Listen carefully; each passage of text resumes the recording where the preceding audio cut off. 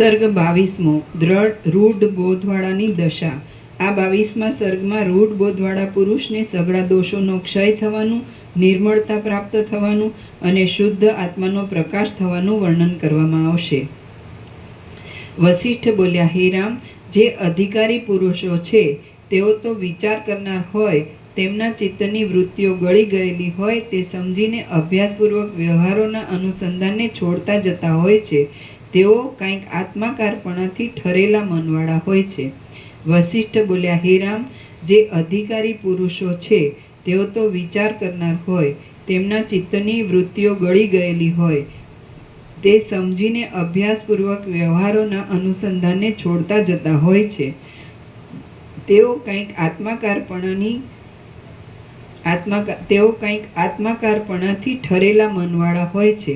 તેઓ ત્યાગ કરવા યોગ્ય દ્રશ્યને અનુક્રમે છોડતા જતા હોય, જ્ઞાનની ભૂમિકાઓમાં ચડતા જતા હોય, સઘળા દ્રશ્યને ચિન્માત્ર જોયા કરતા હોય અને કોઈ પદાર્થને ચૈતન્યથી જુદો જોતા ન હોય. તેઓ જેમાં નિરંતર જાગ્યા કરવું જોઈએ એવા પરમ તત્વમાં વૃત્તિથી જાગ્યા કરતા હોય અને ગાઢ મોહમય સંસારના માર્ગમાં વૃત્તિ ન રાખતા હોય. તેઓ ભોગવવાના સમયમાં જ રમણીય પણ પરિણામે નીરસ એવા આલોકના તથા પરલોકના ઉચ્ચ નીચ ભોગોમાં પૂર્ણ વૈરાગ્યને લીધે લાલચ ન રાખતા હોય અને પ્રારબ્ધથી પ્રાપ્ત કરેલા ભોગોમાં પણ આસક્તિ ન રાખતા હોય. તડકામાં જેમ હિમના સમૂહ ઓગળી જાય છે તેમ તે અધિકારી પુરુષનું અનાદિકાળનું અજ્ઞાન છૂટું પડીને પીગળી જાય છે અને આત્મારૂપ જળની સાથે એક થઈ જાય છે. ત્યારે તરંગોવાળી અને મોટા મોટા હિંચોળા ખાતી નદીઓ જેમ શરદ ઋતુમાં શાંત થઈ જાય તેમ તે અધિકારી પુરુષની તરંગોવાળી અને મદભર ઉછળતી સર્વ તૃષ્ણાઓ શાંત થઈ જાય છે. જેમ ઉંદર પક્ષીઓની જાળને તોડી નાખે છે તેમ બોધ સંસારની વાસનાઓને તોડી નાખે છે. વૈરાગ્યના વેગથી જ્યારે દેહાભિમાન પોચું પડી જાય છે ત્યારે નિર્મળી ચૂર્ણને પામીને જેમ જળ સ્વચ્છ થઈ જાય છે તેમ તે પુરુષને મન વિકાસ પામીને સ્વચ્છ થઈ જાય છે. ત્યારે જેમ પંખી પાંજરામાંથી નીકળી જાય છે તેમ કામના વગરનું, વિષયોમાં ગુણોના અનુસંધાન વગરનું, સ્ત્રી આદિના સાહિત્ય વગરનું અને બંધનથી રહિત થયેલું મન મોહમાંથી નીકળી જાય છે. આમ જ્યારે સંદેહોની ભૂંડાઈ શાંત થાય છે ત્યારે મન વાસનાઓના વિભ્રમોથી રહિત થાય છે, આત્માનંદથી પૂર્ણ થાય છે અને પૂર્ણિમાના ચંદ્રની પેઠે શોભી રહે છે. જેમ પવન શાંત થતાં સમુદ્રમાં ઉત્તમ સુંદરતાને પ્રકટ કરનારી ઊંચા પ્રકારની સમતા ઉદય પામે છે તેમ વાસનાઓ શાંત થતાં જ્ઞાનીના મનમાં ઉત્તમ સુંદરતા પ્રકટ કરનારી અને વિનાશ નહીં પામનારી ઊંચા પ્રકારની સમતા પ્રાપ્ત થાય છે. જેમ સૂર્યનો ઉદય થતાં ઝાકળની શીતળતાથી ઘેરાયેલી અંધકારમય અને જેમાં બોલવાનો વ્યવહાર થતો નથી એવી રાત્રિ ક્ષીણ થઈ જાય છે, તેમ બોધનો ઉદય થતાં મૂર્ખતાથી ઘેરાયેલી અજ્ઞાનમય અને જેમાં સત્શાસ્ત્રનો વ્યવહાર થતો નથી એવી સંસારની વાસના ક્ષીણ થઈ જાય છે. પરમાત્મારૂપી સૂર્યનું દર્શન થતાં શ્રવણ આદિના અભ્યાસોરૂપી પલ્લવોવાળી અને નિર્મળ પ્રકાશવાળી વિવેકરૂપ કમલિની પ્રફુલ્લિત થાય છે. પરમાત્મારૂપી સૂર્યનું દર્શન થતાં શ્રવણ આદિના અભ્યાસોરૂપી પલ્લવોવાળી અને નિર્મળ પ્રકાશવાળી વિવેકરૂપ કમલિની પ્રફુલ્લિત થાય છે અને તે પ્રાતઃકાળના આકાશની પેઠે સ્વચ્છતાથી શોભે છે.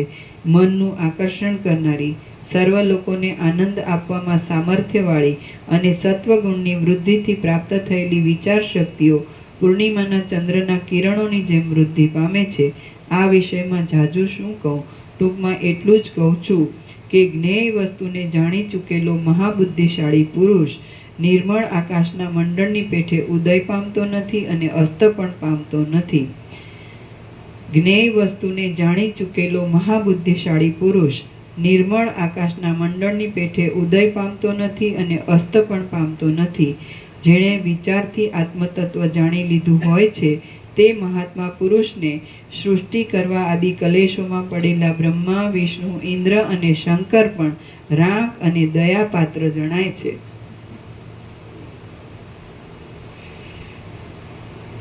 જેણે વિચારથી આત્મતત્વ જાણી લીધું હોય છે તે મહાત્મા પુરુષને સૃષ્ટિ કરવા આદિ કલેશોમાં પડેલા બ્રહ્મા, વિષ્ણુ, ઇન્દ્ર અને શંકર પણ રાગ અને દયાપાત્ર જણાય છે.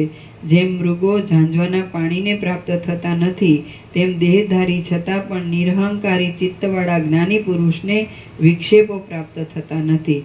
સર્વ લોકો પોતપોતાના ચિત્તની વાસનાને લીધે જ તરંગોની પેઠે ઉત્પન્ન થાય છે અને નષ્ટ થાય છે. એટલા માટે જન્મ અને મરણ માત્ર વાસનાવાળાને લાગુ પડે છે, પણ વાસનાઓથી રહિત થયેલા જ્ઞાનીને લાગુ પડતા જ નથી. જેમ મૃગો ઝાંઝવાના પાણીને પ્રાપ્ત થતા નથી, તેમ દેહધારી છતાં પણ નિરહંકારી ચિત્તવાળા જ્ઞાની પુરુષને વિક્ષેપો પ્રાપ્ત થતા નથી. સર્વ લોકો પોતપોતાના ચિત્તની વાસનાને લીધે જ તરંગોની પેઠે ઉત્પન્ન થાય છે ને નષ્ટ થાય છે. એટલા માટે જન્મ અને મરણ માત્ર વાસનાવાળાને લાગુ પડે છે, પણ વાસનાઓથી રહિત થયેલા જ્ઞાનીને લાગુ પડતા જ નથી. ઉત્પત્તિ અને નાશરૂપ સંસારો તત્વવેત્તાને લાગુ પડતા જ નથી. એમ સમજનારો બ્રહ્મવેત્તા પુરુષ તો જન્મને તથા મરણને એક જાતના તમાશા જેવા ગણે છે અને તેમનાથી વિનોદ મળતો માને છે. ઉત્પત્તિ અને નાશરૂપ સંસારો તત્વવેત્તાને લાગુ પડતા જ નથી. એમ સમજનારો બ્રહ્મવેત્તા પુરુષ તો જન્મને તથા મરણને એક જાતના તમાશા જેવા ગણે છે અને તેમનાથી વિનોદ મળતો માને છે. જે અજ્ઞાની હોય છે તે જ એ જન્મ મરણથી બંધાય છે. જેમ ઘડામાં રહેલું ઘટાકાશ જન્મતું પણ નથી અને મરતું પણ નથી, તેમ દેહમાં રહેલો આત્મવેત્તા જન્મતો પણ નથી અને મરતો પણ નથી. દેહને કોઈ શણગારી જાય અથવા કોઈ બગાડી જાય તો પણ તેથી આત્મવેત્તાને હર્ષ કે શોક થતો નથી. જેમ નિર્જળ પ્રદેશમાં ઉદય પામેલા ઝાંઝવાના પાણીનો સાયંકાળે શીતળ ચંદ્રનો ઉદય થતાં નાશ થઈ જાય છે, તેમ મિથ્યા ભ્રાંતિમાં ઉદય પામેલી વાસનાનો વિવેકનો ઉદય થતાં નાશ થઈ જાય છે. જ્યાં સુધી હું કોણ છું અને આ જગત શું છે એવી રીતનો વિચાર ન કરવામાં આવે, ત્યાં સુધી આ અંધારા જેવો સંસારનો આડંબર સ્થિર રહે છે. આ શરીર મિથ્યા ભ્રમના સમૂહથી ઉત્પન્ન થયેલું છે અને આપત્તિઓના સ્થાનકરૂપ છે. જે પુરુષ તેને તત્વબોધના અનુસંધાનથી મિથ્યા જુએ છે તેને જ દેખતો સમજવો. આ શરીર મિથ્યા ભ્રમના સમૂહથી ઉત્પન્ન થયેલું છે અને આપત્તિઓના સ્થાનકરૂપ છે. જે પુરુષ તેને તત્વબોધના અનુસંધાનથી મિથ્યા જુએ છે તેને જ દેખતો સમજવો. દેશ તથા કાળને લીધે જે સુખ દુઃખ થાય છે તેની સાથે મારે કશો સંબંધ નથી. એમ જે પુરુષ ભ્રમરહિતપણાથી જાણે છે તે પુરુષને જાણનારો સમજવો. દેશ તથા કાળને લીધે જે સુખ દુઃખ થાય છે તેની સાથે મારે કશો સંબંધ નથી. એમ જે પુરુષ ભ્રમરહિતપણાથી જાણે છે તે પુરુષને જાણનારો સમજવો. જેને અંત કે પાર નથી એવા આકાશ, દિશા તથા કાળ આદિ અને તેમાં રહેલા જે કોઈ ક્રિયાવાળા પદાર્થો છે તે સઘળાઓમાં હું છું એમ જે જાણે છે તેને જ વિચક્ષણ સમજવો. જેનો અંત કે પાર નથી એવા આકાશ, દિશા તથા કાળ આદિ અને તેમાં રહેલા જે કોઈ ક્રિયાવાળા પદાર્થો છે તે સઘળાઓમાં હું છું એમ જે જાણે છે તેને જ વિચક્ષણ સમજવો. કેશના અગ્રના લાખમાં ભાગના કરોડો કટકા કરતા, કેશના અગ્રના લાખમાં ભાગના કરોડો કટકા કરતા તેઓમાંના એક કટકાની જે સૂક્ષ્મતા થાય તે કરતાં પણ મારી સૂક્ષ્મતા અધિક છે અને એવી સૂક્ષ્મતા છતાં પણ હું વ્યાપક છું એમ જે વિચારે છે તેને જ વિચારવાળો સમજવો. કેશના અગ્રના લાખમાં ભાગના કરોડો કટકા કરતા તેઓમાંના એક કટકાની જે સૂક્ષ્મતા થાય તે કરતાં પણ મારી સૂક્ષ્મતા અધિક છે અને એવી સૂક્ષ્મતા છતાં પણ હું વ્યાપક છું એમ જે વિચારે છે તેને જ વિચારવાળો સમજવો. જીવ અને જગત એ સર્વ બ્રહ્મ જ છે એમ જે પુરુષ નિત્ય અભેદ દ્રષ્ટિથી જુએ છે તેને જ દેખતો સમજવો. જીવ અને જગત એ સર્વ બ્રહ્મ જ છે એમ જે પુરુષ નિત્ય અભેદ દ્રષ્ટિથી જુએ છે તેને જ દેખતો સમજવો. સર્વશક્તિમાન અનંત રૂપ અને અદ્વિતીય ચૈતન્ય જે આત્મા છે તે જ સર્વ પદાર્થોમાં રહેલ છે એમ જે પુરુષ પોતાના મનમાં જાણે છે તેને જ જ્ઞાની સમજવો. સર્વશક્તિમાન અનંત રૂપ અને અદ્વિતીય ચૈતન્ય જે આત્મા છે તે જ સર્વ પદાર્થોમાં રહેલ છે એમ જે પુરુષ પોતાના મનમાં જાણે છે તેને જ જ્ઞાની સમજવો. આધિઓના તથા વ્યાધિઓના ભયથી ઉદ્વેગ પામતો અને જન્મ, જરા તથા મરણવાળો આ દેહ હું નથી એમ જે વિવેકથી જાણે છે તેને જ વિચક્ષણ સમજવો. આધિઓના તથા વ્યાધિઓના ભયથી ઉદ્વેગ પામતો અને જન્મ જરા તથા મરણવાળો આ દેહ હું નથી એમ જે વિવેકથી જાણે છે તેને જ વિચક્ષણ સમજવો.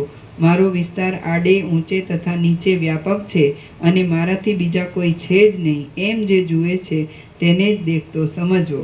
મારો વિસ્તાર આડે ઊંચે તથા નીચે વ્યાપક છે અને મારાથી બીજા કોઈ છે જ નહીં એમ જે જુએ છે તેને જ દેખતો સમજવો.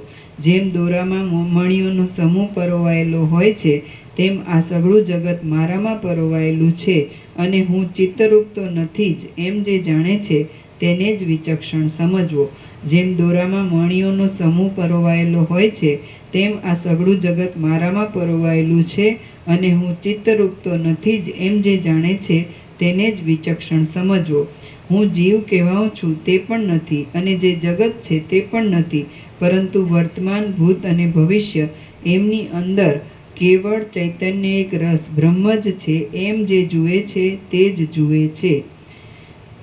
હું જીવ કહેવાઉં છું તે પણ નથી અને જે જગત છે તે પણ નથી, પરંતુ વર્તમાન, ભૂત અને ભવિષ્ય એમની અંદર કેવળ ચૈતન્ય એક રસ બ્રહ્મ જ છે એમ જે જુએ છે તે જ જુએ છે. જેમ તરંગ એ સમુદ્રનો જ અવયવ છે તેમ જે કાંઈ ત્રૈલોક્ય છે તે મારો જ અવયવ છે એમ જે પુરુષ અંતઃકરણમાં જાણે છે તે જ દેખતો છે.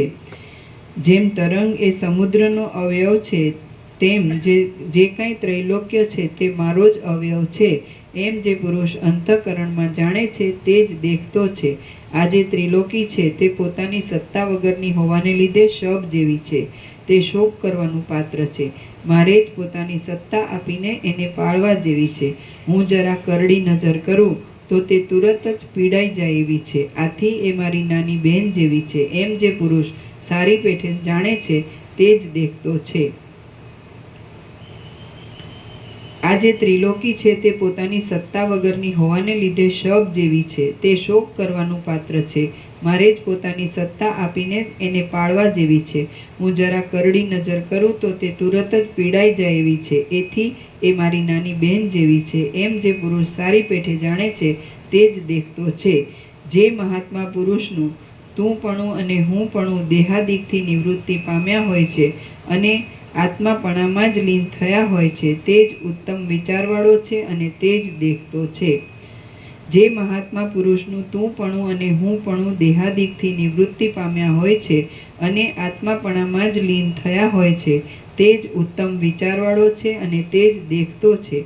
સર્વ જગતને પૂરનારા પોતાના પ્રચંડ ચૈતન્યમય સ્વરૂપને જે પુરુષ દ્રશ્યના મિશ્રણથી રહિત દેખે છે તે જ દેખતો છે. સર્વ જગતને પૂરનારા પોતાના પ્રચંડ ચૈતન્યમય સ્વરૂપને જે પુરુષ દ્રશ્યના મિશ્રણથી રહિત દેખે છે તે જ દેખતો છે. સુખ, દુઃખ, જન્મ, નિત્યાનિત્ય વિવેકથી થયેલા આત્મવિચારો એ સઘળું હું જ છું એમ જે જાણે છે તે પુરુષ વ્યવહારને જોતો હોય તો પણ કોઈ રીતે સ્વરૂપથી ભ્રષ્ટ થતો નથી.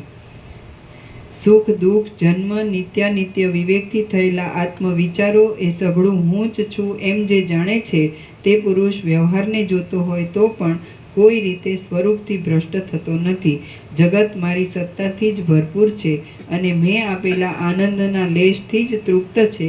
તેના એક ભાગમાં રહેનારી આલોકની તથા પરલોકની ભોગ્ય વસ્તુઓથી મને શું દુઃખ છે કે તેનો હું ત્યાગ કરું અને મને શું સુખ છે કે તેનું હું ગ્રહણ કરું એમ જે જાણે છે તે જ ભ્રાંતિ વગરના જ્ઞાનવાળો છે. જગત મારી સત્તાથી જ ભરપૂર છે અને મેં આપેલા આનંદના લેશથી જ તૃપ્ત છે. તેના એક ભાગમાં રહેનારી આલોકની તથા પરલોકની ભોગ્ય વસ્તુઓથી મને શું દુઃખ છે કે તેનો હું ત્યાગ કરું અને મને શું સુખ છે કે તેનું હું ગ્રહણ કરું એમ જે જાણે છે તે જ ભ્રાંતિ વગરના જ્ઞાનવાળો છે.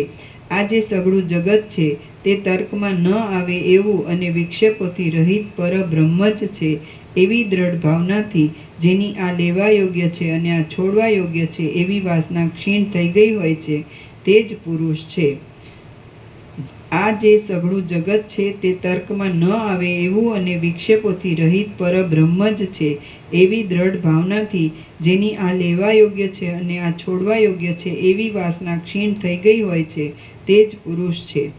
સઘળું જગત બ્રહ્મરૂપ જ છે એવા દ્રઢ નિશ્ચયને લીધે જે પુરુષ સર્વ પ્રકારની પ્રવૃત્તિઓ કરતા છતાં પણ કોઈ પ્રવૃત્તિથી રંગાઈ જતો નથી, તે મહાત્મા સાક્ષાત મહેશ્વર જ છે. સઘળું જગત બ્રહ્મરૂપ જ છે એવા દ્રઢ નિશ્ચયને લીધે જે પુરુષ સર્વ પ્રકારની પ્રવૃત્તિઓ કરતા છતાં પણ કોઈ પ્રવૃત્તિથી રંગાઈ જતો નથી, તે મહાત્મા સાક્ષાત મહેશ્વર જ છે. જે પુરુષ જાગ્રત, સ્વપ્ન અને સુષુપ્તિથી છૂટ્યો હોય છે, મૃત્યુના પણ આત્મારૂપ થયેલો હોય છે, સૌમ્ય છે, સમતાવાળો છે અને તુર્ય પદમાં જ રહેનારો હોય છે, તે પુરુષ ઉત્તમ પદવી પામી ચૂક્યો છે અને તેવા પુરુષને હું નમસ્કાર કરું છું.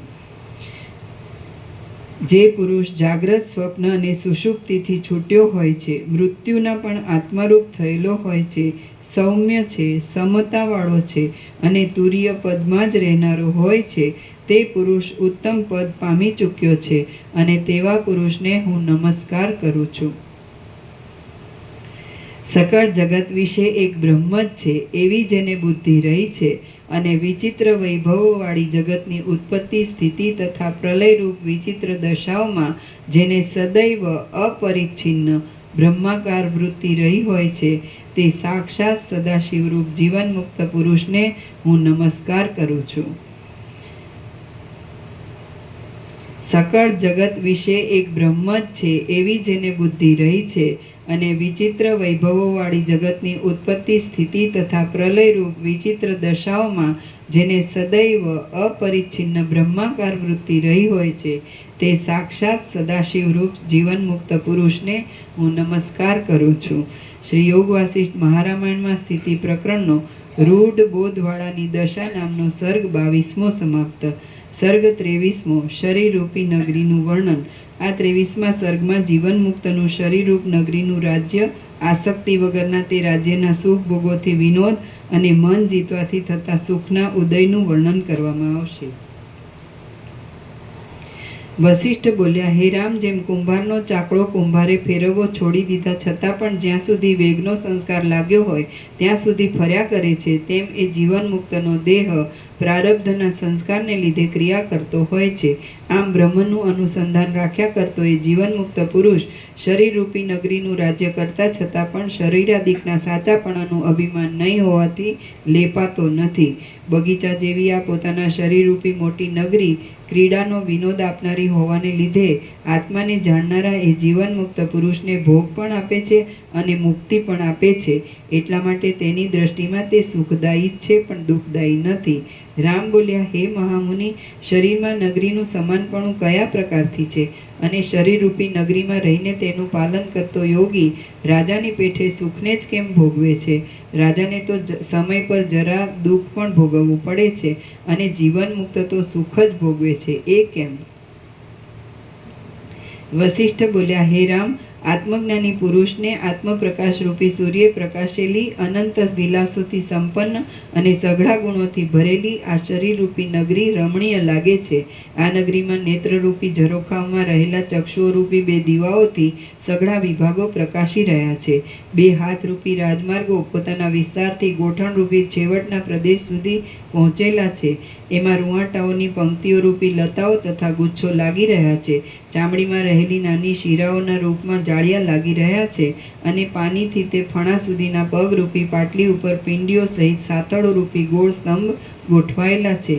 થાંભલાઓમાં આધારની પાટલીરૂપી પહેલી શિલા પોતાના નીચલા ભાગ તળામાં અનેક રેખાઓની રચનાથી શોભી રહી છે. એમાં ચામડી, મર્મસ્થળો, શીરાઓની શાખાઓ અને અસ્થિઓના સાંધાઓરૂપી સીમાડાઓ ગોઠવાયેલા છે. સાથળોના અને ધડના સાંધાના અગ્રભાગમાં ઉપસ્થરૂપી નહેર રચાયેલી છે. તેમાં માથાના કેશ, દાઢી, મૂછ અને બગલના વાળરૂપી વન છે. ભ્રુકુટીરૂપી કાળા પાંદડા, લલાટરૂપી ધોળું પાંદડું અને હોઠરૂપી લાલ પાંદડા, એનાથી મોઢારૂપી બગીચો શોભી રહ્યો છે. ગાલરૂપી મોટી વિહારની જગ્યાઓમાં કટાક્ષોરૂપી કમળો પથરાયેલા છે. વક્ષસ્થળરૂપી સરોવરમાં સ્તનરૂપી કમળ ઉગેલા છે અને ખભાઓરૂપી ક્રીડા કરવાના પર્વતો ઘાટી રોમાવલીરૂપ લતાઓથી ઢંકાઈ રહ્યા છે. પેટરૂપી પટારામાં અન્નરૂપી વસ્ત્રાલંકારો ભરી રાખવામાં આવે છે. શ્રોત્ર તથા ઘ્રાણ આદિ ઇન્દ્રિયરૂપી શેઠિયા પોતપોતાના ગોલકોરૂપ ઝરૂખાઓમાં બેઠા છે. લાંબા કંઠરૂપી ઉઘડેલા દ્વારમાં જતો આવતો શ્વાસરૂપી પવન ઘોંઘાટ કર્યા કરે છે. હૃદયરૂપી બજારમાં બેઠેલા વિચારોરૂપી ઝવેરીઓ પરીક્ષા કરીને ઇન્દ્રિયોરૂપી વેપારીઓની પાસેથી શબ્દ આદિ વિષયોરૂપી રત્નો ખરીદે છે. ચક્ષુ આદિરૂપ 9 દરવાજાઓમાંથી પવનરૂપી રહેવાસીઓ નિરંતર આવજાવ કર્યા કરે છે. મોઢારૂપી દરવાજામાં જરા જરા દેખાતા દાંતોરૂપી હાથી દાંતના કટકાઓના તોરણો ગોઠવાયેલા છે. મોઢારૂપી દેવળમાં ઘૂમતી જીભરૂપી ચંડિકા દેવી ભોજનોરૂપ બલિદાનને પ્રત્યક્ષ રીતે ચાવ્યા કરે છે. આસપાસ રૂંવાટાઓરૂપી લાંબા ખડો છવાઈ રહ્યા છે. કાનમાં છિદ્રોરૂપી 2 કૂવા શોભી રહ્યા છે અને નિતંબરૂપી સાંકળની સમીપમાં પીઠરૂપી જંગલ વિસ્તાર પામેલું છે.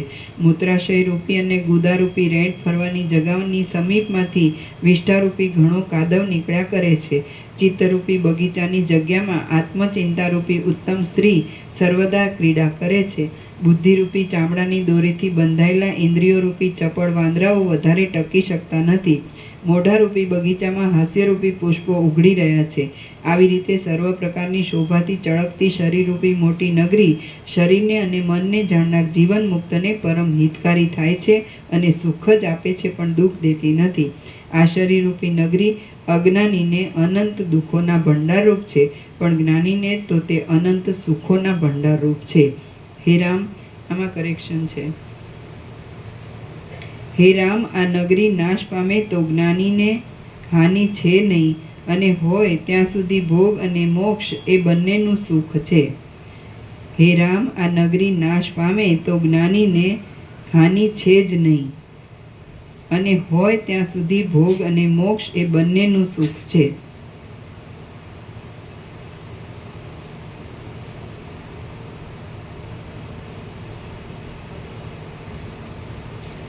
એટલે થોડી જ કાઢી નાખવાનું અને છે જ નહીં લખવાનું. હે રામ, આ નગરી નાશ પામે તો જ્ઞાનીને હાનિ છે જ નહીં, અને હોય ત્યાં સુધી ભોગ અને મોક્ષ એ બંનેનું સુખ છે. એટલા માટે જ્ઞાનીને આ નગરી સુખદાયી છે. જ્ઞાની પુરુષ આ નગરીમાં બેસીને સંસારમાં સર્વ પ્રકારના ભોગના અને મોક્ષના સુખો લેવા માટે સારી પેઠે વિનોદ કરે છે. એટલા માટે આ નગરી જ્ઞાની પુરુષોનો રથ કહેવાય છે. જ્ઞાનીને આ નગરીમાં રહેવાથી જ શબ્દ, રૂપ, રસ, સ્પર્શ અને ગંધરૂપ બંધુઓની સગવડો મળે છે. એટલા માટે આ નગરી જ્ઞાનીને લાભ આપનારી છે. હે રામ, આ નગરી આ સુખ દુઃખ આપનારી ક્રિયાઓના સમૂહને પોતાની મેળે જ ઉઠાવ્યા કરે છે. એટલા માટે આ નગરી જ્ઞાની પુરુષરૂપી રાજાને સઘળી વસ્તુઓનો સંગ્રહ રાખવામાં યોગ્ય છે. આ શરીરરૂપી નગરીમાં રાજ્ય કરતો જ્ઞાની પુરુષ અમરાવતીમાં ઇન્દ્રની પેઠે સંતાપોથી રહિત થઈને સ્વસ્થપણાથી રહે છે. આ નગરીમાં રહેનારો જ્ઞાની પુરુષરૂપી રાજા મનરૂપી મસ્ત ઘોડાને યોનિરૂપ ભયંકર ખાડામાં પડવા દેતો નથી, અને લોભરૂપી અધર્મી રાજાને પોતાની બુદ્ધિરૂપી કુંવરી આપતો નથી. આ નગરીમાં રહેનારો જ્ઞાની પુરુષરૂપી રાજા મનરૂપી મસ્ત ઘોડાને યોનિરૂપ ભયંકર ખાડામાં પડવા દેતો નથી, અને લોભરૂપી અધર્મી રાજાને પોતાની બુદ્ધિરૂપ કુંવરી આપતો નથી. અજ્ઞાનરૂપી શત્રુ આ જ્ઞાનીરૂપી રાજાના છિદ્રને જોવા પામતો જ નથી. આ નગરીમાં રહેલો જ્ઞાનીરૂપી રાજા સંસારરૂપી શત્રુના ઊંડા મૂળોને કાપ્યા કરે છે. તૃષ્ણારૂપી પ્રવાહની મોટી ચક્રીવાળું તથા કામભોગરૂપી દુષ્ટ સિંહાદિકવાળું સંસારરૂપી વન સુખ દુઃખરૂપી દુઃખોને આપનારું છે. તેમાં જ્ઞાની પુરુષ ભૂલે ચૂકે પણ ખૂંચી જતો નથી.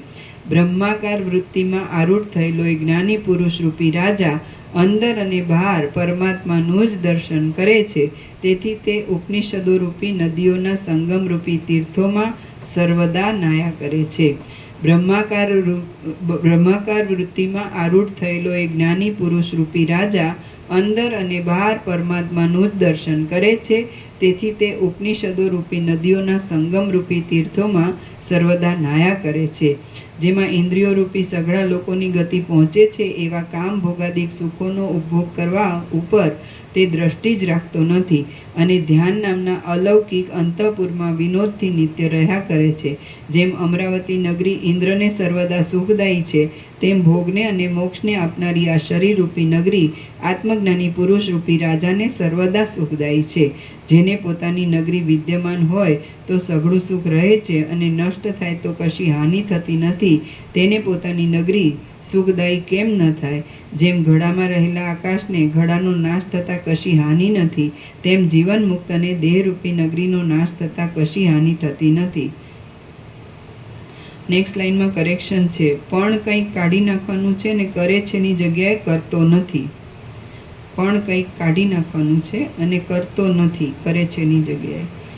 જેમ વાયુ વિદ્યમાન ઘડાનો સ્પર્શ કરતો નથી અને અવિદ્યમાન ઘડાનો તો કાંઈ પણ સ્પર્શ કરતો નથી, તેમ જીવન મુક્ત પુરુષ વિદ્યમાન શરીરનો સ્પર્શ કરતો નથી અને અવિદ્યમાન શરીરનો તો કાંઈ પણ સ્પર્શ કરતો નથી. આમાં પણ કંઈક કાઢી નાખવાનું છે ને કરે છે એની જગ્યાએ કરતો નથી. જેમ વાયુ વિદ્યમાન ઘડાનો સ્પર્શ કરતો નથી અને અવિદ્યમાન ઘડાનો તો કાંઈ પણ સ્પર્શ કરતો નથી, તેમ જીવન મુક્ત પુરુષ વિદ્યમાન શરીરનો સ્પર્શ કરતો નથી અને અવિદ્યમાન શરીરનો તો કાંઈ પણ સ્પર્શ કરતો નથી. આ શરીરરૂપી નગરીમાં રહેલો જ્ઞાની પુરુષ રૂપી રાજા પોતે સર્વવ્યાપક હોવા છતાં પણ પ્રારબ્ધે આપેલા ભોગો ભોગવીને અંતે સર્વોત્તમ પુરુષાર્થને મોક્ષને પ્રાપ્ત થાય છે. જ્ઞાની પુરુષ વ્યવહારની દ્રષ્ટિથી સઘળા કાર્યો કરતો છતાં પણ પરમાર્થ દ્રષ્ટિથી કશું કાર્ય કરતો નથી. એ પુરુષ કોઈ સમયે જોઈએ તેવા સઘળા કાર્યો કરે છે અને કોઈ સમયે કાંઈ પણ પ્રતિબંધ નહીં રાખતા ભોગ ભોગવવાના કૌતુકવાળા પોતાના નિર્મળ અને ચપળ મનને વિનોદ કરાવવા સારું ભારે મોજશોખમાં પણ ચડે છે. મોજશોખમાં ચડ્યા છતાં પણ તે સર્વદા બ્રહ્માનંદમાં રહે છે અને નિરંતર શીતળ અંગોવાળી તથા લોકોત્તર સૌંદર્યવાળી મૈત્રી નામની પોતાની રાણીની સાથે જ રમે છે. જેમ ચંદ્રના પડખાઓમાં ચિત્તને આનંદ આપનારા વિશાખાના 2 તારા રહે છે, તેમ જ્ઞાની પુરુષ રૂપી રાજાના પડખાઓમાં ચિત્તને આનંદ આપનારી સત્યતા અને એકતા રૂપ 2 સ્ત્રીઓ સારી રીતે રહ્યા કરે છે. સર્વ લોકો વેલાઓની જેમ પરસ્પરના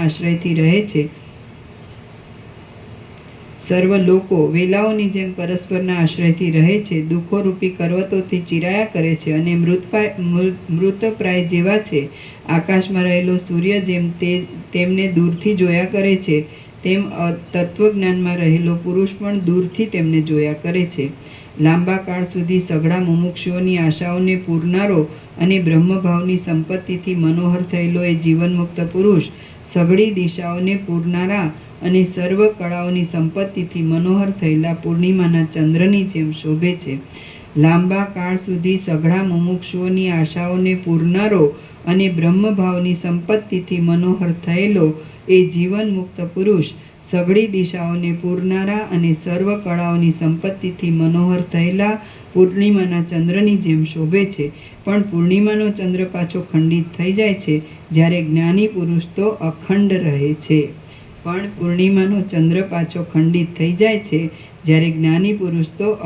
રહે છે.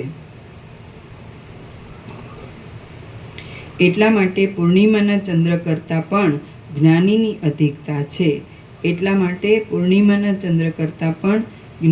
અધિકતા છે.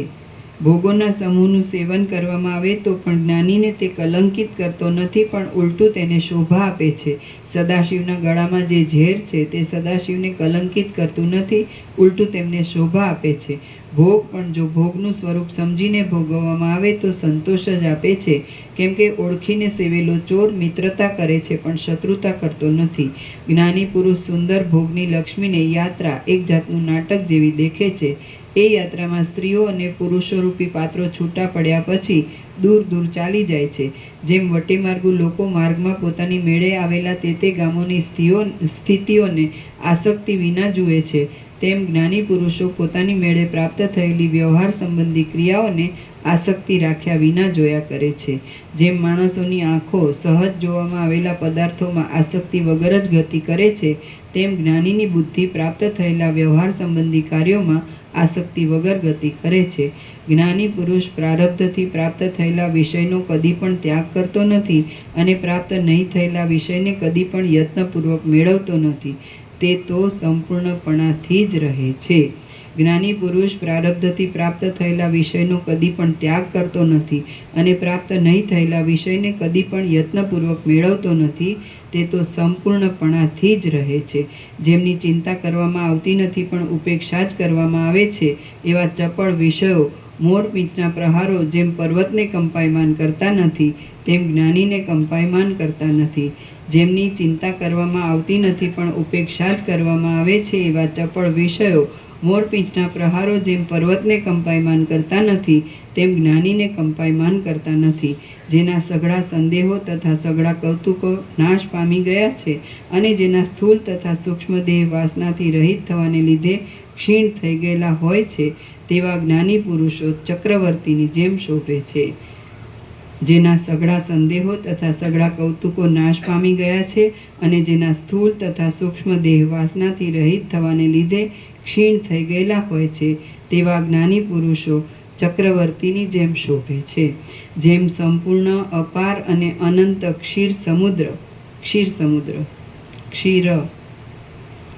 જેમ સંપૂર્ણ અપાર અને અનંત ક્ષીર સમુદ્ર પોતે પોતાની અંદર જ માતો નથી તેમજ પોતે પોતામાં જ વિલાસ કરે છે તેમ સંપૂર્ણ અપાર અને અનંત જ્ઞાની પુરુષ પોતે પોતાની અંદર માતો નથી તેમજ પોતે પોતામાં જ વિલાસ કરે છે.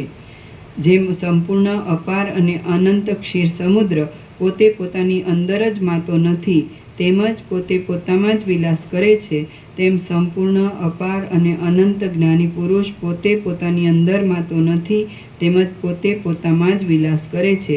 જેમ ડાયો માણસ ઘેલાઓને હસે છે તેમ શાંત ચિત્તવાળો ધીર પુરુષ ભોગની લાલચથી કંગાળપણું કરતા દીન માણસોને તથા દીન ઇન્દ્રિયોને હસે છે.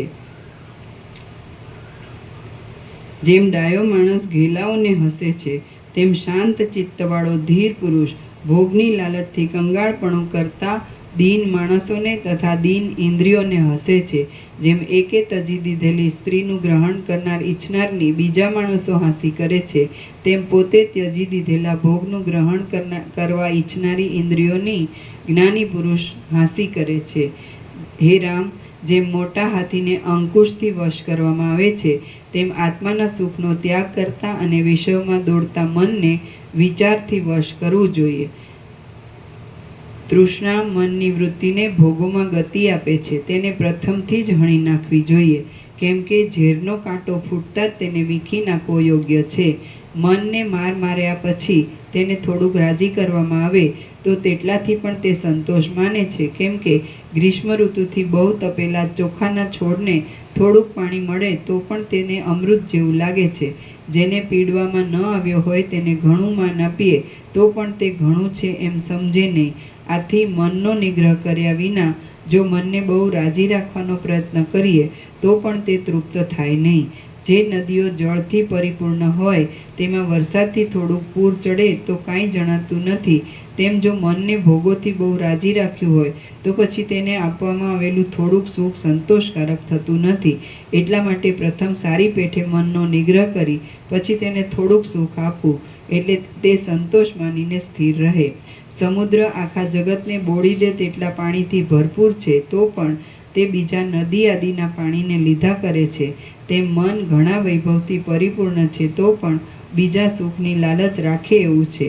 પોતે પૂર્ણ છતાં પણ બીજા લાભની તૃષ્ણા રાખે એ પામરનો સ્વભાવ જ છે. મનને પ્રથમ નિગ્રહથી બહુ કલેશ આપવો પછી તેને થોડુંક ભોગ સંબંધી સુખ આપવું. આથી મન પ્રથમ દુઃખિત થયેલું હોવાને લીધે તેટલા ભોગ સુખને પણ તે ઘણું માને છે. જ્યાં સુધી રાજા શત્રુઓથી દબાયો ન હોય અને કેદ થયો ન હોય ત્યાં સુધી રાજ્યને પણ ઘણું માનતો નથી પણ તે રાજાને કેદ કરીને પછી છોડ્યો હોય તો તે થોડોક ગરાસ મળવાથી પણ સંતોષ પામે છે. તે જ પ્રમાણે મનને જ્યાં સુધી દુઃખ દીધું ન હોય ત્યાં સુધી તે મન ઘણા સુખોને પણ થોડા માને છે પણ દુઃખ દઈને પછી મુક્ત કર્યું હોય તો તે થોડુંક સુખ મળવાથી પણ સંતોષ પકડે છે.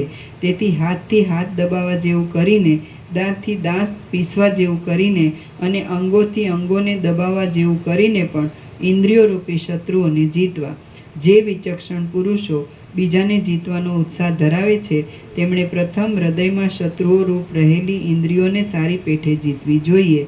આવા વિશાળ પૃથ્વી તળમાં તે જ પુરુષો ભાગ્યશાળી છે, તે જ પુરુષો બુદ્ધિશાળી છે અને તે પુરુષો ડાયા પુરુષોની ગણનામાં છે જેમને પોતાના ચિત્તે જીતી લીધા નથી. હૃદયરૂપી રાફડામાં ગૂંચળું વળી ગર્વ ધારણ કરીને બેઠેલો જેનો મનરૂપી મહાન સર્પ નિગ્રહથી અત્યંત નિર્બળ થઈને ઉપશાંત થયો હોય છે તે ભાગ્યશાળી અને અત્યંત નિર્મળ તત્વવેત્તાને હું પ્રણામ કરું છું. શ્રી યોગ વાસિષ્ઠ મહારામાયણમાં સ્થિતિ પ્રકરણનો શરીર નગર વિભૂતિ યોગ નામનો સર્ગ 23મો સમાપ્ત. છેલ્લી લાઈન ફરીથી. આવા વિશાળ પૃથ્વી તળમાં તે જ પુરુષો ભાગ્યશાળી છે, તે જ પુરુષો બુદ્ધિશાળી છે અને તે પુરુષો ડાયા પુરુષોની ગણનામાં છે કે જેમને પોતાના ચિત્તે જીતી લીધા નથી. હૃદયરૂપી રાફડામાં ગૂંચળું વળી ગર્વ ધારણ કરીને બેઠેલો જેનો મનરૂપી મહાન સર્પ નિગ્રહથી અત્યંત નિર્બળ થઈને ઉપશાંત થયો હોય છે, તે ભાગ્યશાળી અને અત્યંત નિર્મળ તત્વવેત્તાને હું પ્રણામ કરું છું. સર્ગ 24મો. ઇન્દ્રિયોની પ્રબળતા અને તેમને જીતવાના ઉપાયો. આ 24મા સર્ગમાં ઇન્દ્રિયોની પ્રબળતાનું, તેમને જીતવાના ઉપાયનું અને પ્રસાદ તથા બોધથી વાસનાઓના થતા ક્ષયનું વર્ણન કરવામાં આવશે. વસિષ્ઠ બોલ્યા, હે રામ, ઇન્દ્રિયોરૂપી શત્રુઓ જીતાવા મુશ્કેલ છે. મોટા મોટા નરકોમાં તેમનું સામ્રાજ્ય છે. તેઓ આશાઓરૂપી બાણોથી વિંધી નાખનારા છે અને દુષ્કર્મોરૂપી મદોન્મત્ત હાથીઓવાળા છે. ઇન્દ્રિયોરૂપી શત્રુઓ કૃતજ્ઞ થઈને પ્રથમ પોતાના આશ્રયરૂપ દેહનો જ નાશ કરે છે અને નીચ કર્મોના મોટા ભંડારોરૂપ છે. તેઓ જીતાવા બહુ કઠિન છે. શરીરરૂપી માળામાં રહેનારા, વિષયરૂપી માણસોની લાલચવાળા અને કાર્ય તથા અકાર્યરૂપી ઉગ્ર પાંખોવાળા ઇન્દ્રિયોરૂપી તે ગીધ પક્ષીઓ બહુ ઉત્પાત કર્યા કરે છે. એ ઇન્દ્રિયોરૂપી નીચ ગીધોને જે પુરુષ વિવેકરૂપી જાળથી પકડી લે છે, તેના શાંતિ આદિ અંગોને તે પક્ષીઓ ફાડી શકતા નથી. જેમ પકડનારા પારધીઓએ નાખેલા પાશો હાથીઓના જથ્થાને બાંધી શકતા નથી, તેમ ઇન્દ્રિયોએ નાખેલા લાલચોરૂપ પાશો વિવેકીને બાંધી શકતા નથી. એ ઇન્દ્રિયોરૂપી નીચ ગીધોને જે પુરુષ વિવેકરૂપી જાળથી પકડી લે છે, તેના શાંતિ આદિ અંગોને તે પક્ષીઓ ફાડી શકતા નથી. જેમ પકડનારા પારધીઓએ નાખેલા પાશો હાથીઓના જથ્થાને બાંધી શકતા નથી, તેમ ઇન્દ્રિયોએ નાખેલા લાલચોરૂપ પાશો વિવેકીને બાંધી શકતા નથી. ઉપર ટપકે જોતા વિષયો સારા લાગે છે, પણ પરિણામમાં અત્યંત ખરાબ છે. જે પુરુષ તેમાં રમે છે, તે પુરુષ ઇન્દ્રિયોના પાશોથી બંધાઈ જાય છે. જે પુરુષ આ દુષ્ટ દેહરૂપી નગરમાં વિવેકરૂપી ધનનો સંચય રાખે છે, તે પુરુષ કદી પણ પરતંત્ર થતો નથી. જે પુરુષ આ દુષ્ટ દેહરૂપી નગરમાં વિવેકરૂપી ધનનો સંચય રાખે છે, તે પુરુષ કદી પણ પરતંત્ર થતો નથી અને અંદર રહેનારા ઇન્દ્રિયોરૂપી શત્રુઓથી પરાભવ પામતો નથી. મનને સ્વાધીન રાખનારા પોતાના શરીરરૂપી નગરીના રાજાઓ જેવા સુખી રહે છે. મનને સ્વાધીન રાખનારા પોતાના શરીરરૂપી નગરીના રાજાઓ જેવા સુખી રહે છે, તેવા મોટી મોટી નગરીઓના રાજાઓ પણ સુખી રહેતા નથી. જેના ચિત્તનો ગર્વ ક્ષીણ થઈ ગયો હોય છે અને જેણે ઇન્દ્રિયોરૂપી શત્રુઓને પકડીને વશ કર્યા હોય છે, તે પુરુષના શુદ્ધ વિચારો વસંત ઋતુમાં વધતી જતી પુષ્પોની મંજરીઓની જેમ વધતા આવે છે. જેમ હેમંત ઋતુમાં કમળ ક્ષીણ થાય છે, તેમ તે પુરુષની ભોગવાસનાઓ ક્ષીણ થઈ જાય છે. જ્યાં સુધી બ્રહ્મતત્વના દ્રઢ અભ્યાસથી મન જીતાયું ન હોય, ત્યાં સુધી વાસનાઓરૂપી પિશાચણીઓ અજ્ઞાનરૂપી અંધકારથી ભરેલી હૃદયરૂપી મધ્યરાત્રિમાં નાચ્યા કરે છે. હું ધારું છું કે જ્ઞાનીને પોતાના શરીરરૂપી નગરીનું રાજ્ય ચલાવવામાં શુદ્ધ થયેલું મન જ મંત્રી આદિનું કાર્ય કરે છે. વિવેકી પુરુષરૂપી રાજાનું મન જ ઇન્દ્રિયોરૂપી શત્રુઓને દબાવવામાં સેનાપતિનું કામ કરે છે. રાજી કરવાથી સ્નેહવાળી સ્ત્રીનું કામ કરે છે. ધારેલું કામ કરી દેવાથી નોકરનું કામ કરે છે. સારા કાર્યો ગોઠવવાથી મંત્રીનું કામ કરે છે અને પાલન કરવાથી પવિત્ર પિતાનું કામ કરે છે.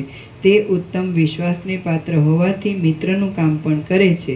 જેમ પૂજ્ય બુદ્ધિથી જોયેલો અને પ્રેમ બુદ્ધિથી હિતેચ્છુ માનેલો પિતા પોતે મરણ પામીને પુત્રને ધન આદિ ઉત્તમ પદાર્થ આપે છે, તેમ બ્રહ્મ બુદ્ધિથી જોયેલો અને વિવેક બુદ્ધિથી હિતકારી માનેલો મનરૂપી પિતા પોતે નષ્ટ થઈને જ્ઞાનીને મુક્તિરૂપ પરમ સિદ્ધિ આપે છે. સારી પેઠે જોયેલો, સારી પેઠે તપાસેલો, દ્રઢતાવાળો અને સારી પેઠે નિર્મળ કરેલો મનરૂપી ઉત્તમ હીરો બ્રહ્મરૂપી શ્રેષ્ઠ હારમાં જોડાયાથી અત્યંત શોભે છે. સારી પેઠે જોયેલો, સારી પેઠે તપાસેલો, દ્રઢતાવાળો અને સારી પેઠે નિર્મળ કરેલો મનરૂપી ઉત્તમ હીરો બ્રહ્મરૂપી શ્રેષ્ઠ હારમાં જોડાયાથી અત્યંત શોભે છે. હે રામ, મનરૂપી મણિ વાસનારૂપી ઘણા કાદવથી ખરડાયેલો છે. તેને વિવેકરૂપી જળથી ધોઈને આત્મદર્શનમાં તેના અજવાળાની સહાયતા લો. શુભ ઉદ્યમમાં પ્રવૃત્ત થયેલા જ્ઞાનીરૂપી રાજાને મનરૂપી મંત્રી એવા કાર્યોની સહાયતા આપે છે કે જે કાર્યોથી જન્મરૂપી વૃક્ષો કપાઈ જાય છે અને પરિણામે નિરતિશય બ્રહ્માનંદનો આવિર્ભાવ થાય છે. ઘણા ઉત્પાતોથી ભરેલી સંસાર સંબંધી ભયંકર ભૂમિકાઓમાં વિવેક રહિત થઈને રહેતો અને વાસનાઓને વશ થયેલો પામર મનુષ્ય જેમ એ ભૂમિકાઓમાં પડે છે તેમ તમે પડશો નહીં. ઉદય પામેલી આ સંસારરૂપી માયા સેંકડો અનર્થોથી ભરપૂર છે અને મહામોહરૂપી ઝાકળ વરસાવનારી છે. એ મને શું કરનારી છે એવી તમે તેની ઉપેક્ષા કરશો નહીં. જે રીતે એ માયાનું વિસર્જન થાય તેમ જ તમે કરો. પરમ વિવેકનો આશ્રય કરીને, બુદ્ધિથી સત્ય તત્વનો નિશ્ચય કરીને અને ઇન્દ્રિયોરૂપી શત્રુઓને સારી પેઠે જીતીને તમે સંસારરૂપી સમુદ્રને તરી જાઓ. હે રામ, શરીર મિથ્યા છે અને સંસાર સંબંધી સુખ દુઃખ પણ મિથ્યા છે.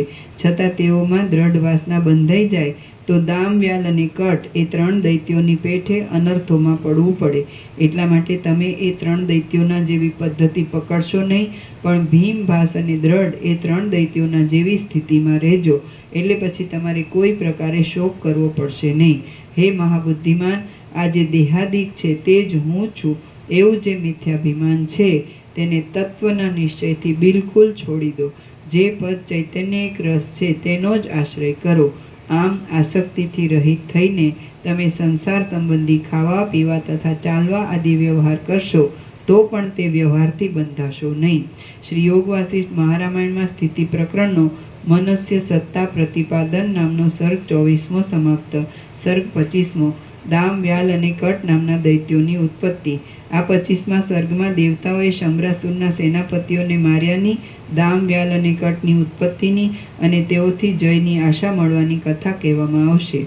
વસિષ્ઠ બોલ્યા, હે રામ, તમે લોકોને વિશ્રામ આપનારા છો, બુદ્ધિમાન છો, કલ્યાણ માટે યત્ન કરો છો અને તે યત્નમાં ધ્યાન રાખીને આ જગતમાં વિહાર કરો છો. દામ, વ્યાલ અને કટ એ 3 દૈત્યોના જેવી તમારી સ્થિતિ થાઓ નહીં. તમે તો ભીમ, ભાસ અને દ્રઢ એ 3 દૈત્યોના જેવી સ્થિતિ પામીને તમારા સઘળા સંતાપો દૂર કરો. રામ બોલ્યા, હે બ્રહ્મન, પાપનો નાશ કરનારા આપે મને કહ્યું કે દામ, વ્યાલ અને કટ એ 3 દૈત્યોના જેવી તમારી સ્થિતિ ન થાઓ. તમે તો ભીમ, ભાસ અને દ્રઢ એ 3 દૈત્યોના જેવી સ્થિતિ પામીને તમારા સઘળા સંતાપો દૂર કરો. હે પ્રભુ, આપે આ શું કહ્યું? જેમ વર્ષા ઋતુમાં મેઘ તાપનું હરણ કરનારી ગર્જનાથી મોરને જાગ્રત કરે છે, તેમ મને શુદ્ધ મનવાળાને આપ એ વિષયના વર્ણનવાળી વાણીથી જાગ્રત કરો. વસિષ્ઠ બોલ્યા, હે રામ, દામ, વ્યાલ અને કટ એમની જે સ્થિતિ હતી તથા ભીમ, ભાસ અને દ્રઢ એમની જે સ્થિતિ હતી તે હું કહું છું તે તમે સાંભળો. એ સાંભળીને તેમાંની જે સ્થિતિ તમને સારી લાગે તે રાખો. સઘળા આશ્ચર્યોથી મનનું આકર્ષણ કરનારા પાતાળમાં શંબર